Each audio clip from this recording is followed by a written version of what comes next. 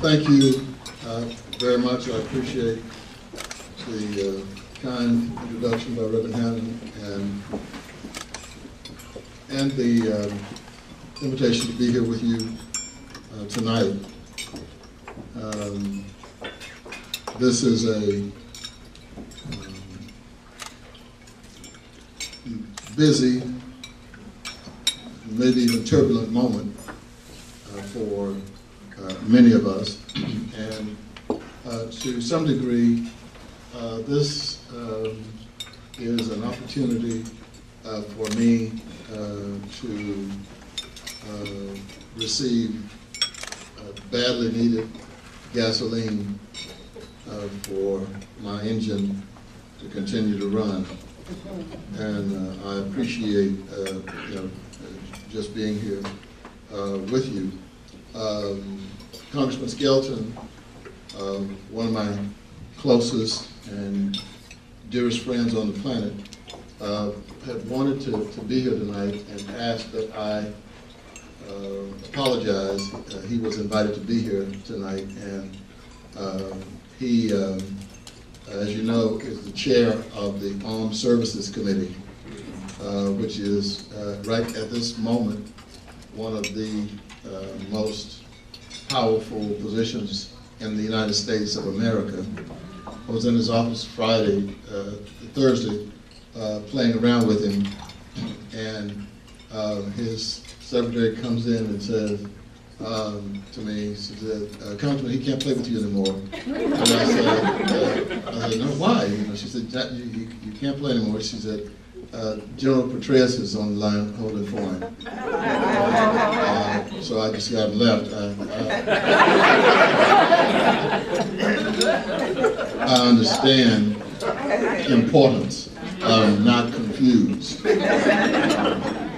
And but he is a dear friend.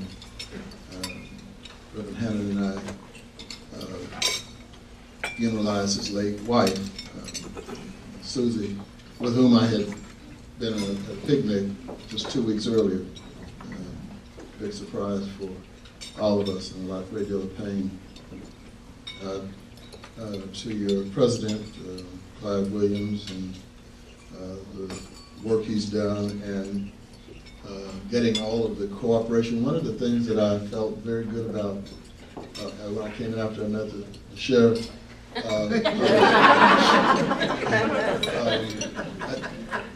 thought, this is great. I mean, I travel all over the country, and I don't know what the percentage is, but it is refreshing to see the biracial makeup of this Freedom Fund banquet tonight, particularly in 2010. I mention that because, and this hurts me to say, but probably 20 years earlier,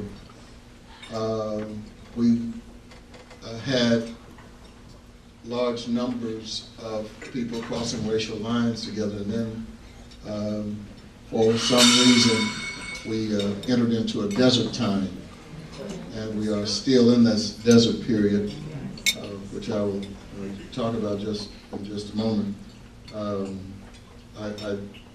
I see around the country what's happening, and there are a lot of good things going on in the country.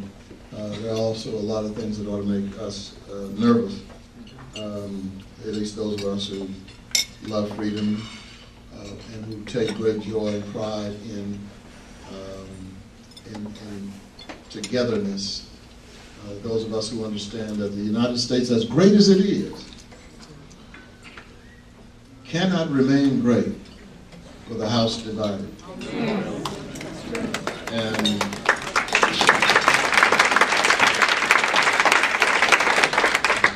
I hate to report to you tonight that the House of the Republic of the United States is badly divided. Badly divided. In fact,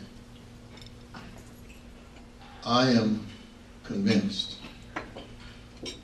that if we are not careful, and if we fail to retreat from this toxicity in which we currently live, our children and their children may not live in the United States that we envision.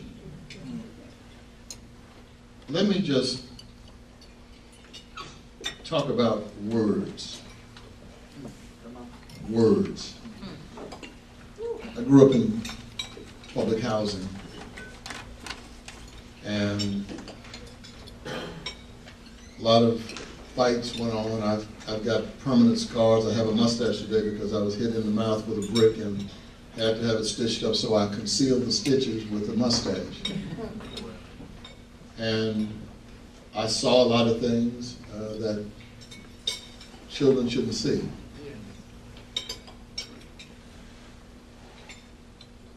And I had to learn to fight. To some degree, appreciate what I had to go through.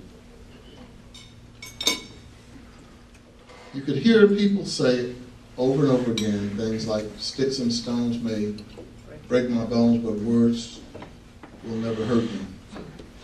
It's not true. It wasn't true when I lived in the projects. It's not true tonight in Marshall. It's not true in Washington or Moscow or London or any other spot on this planet. Words precede everything. There is nothing that happens on this planet that is not preceded by words. Words may not break a bone, but it can break a spirit. It can damage a reputation. It can lacerate one's character. Words. And ladies and gentlemen, let me tell you that our nation is guilty of a torrent of dangerous words. For the first time in history, and maybe I'll have great-grandchildren who will look at this as an aberration, but for the first time in history, this is amazing what I'm about to tell you. For the first time in U.S. history, the President of the United States was interrupted during a State of the Union speech. I was there, looking at Joe Wilson's shout, "You lie." It has nothing to do with being a Democrat or Republican. It has something to do with being civil. The only time in history, never before has that happened in U.S. history. Words. Alex Haley published a book full of words. It became a New York Times bestseller, the book that led to a miniseries which at the time attracted one of the largest television audiences in history, called Roots. Words. Bill Cosby stands on the stage, utters some comedic words for an hour, receives $75,000. Words. A preacher like me stands up on Sunday morning, delivers a powerful and profound sermon for 30 minutes and receives, good job, Reverend, that was a nice sermon. Appreciate your sermon. Very nice for you to speak today. Words. Words. Everybody run parts. Words. Words. If we are not careful, words can destroy us.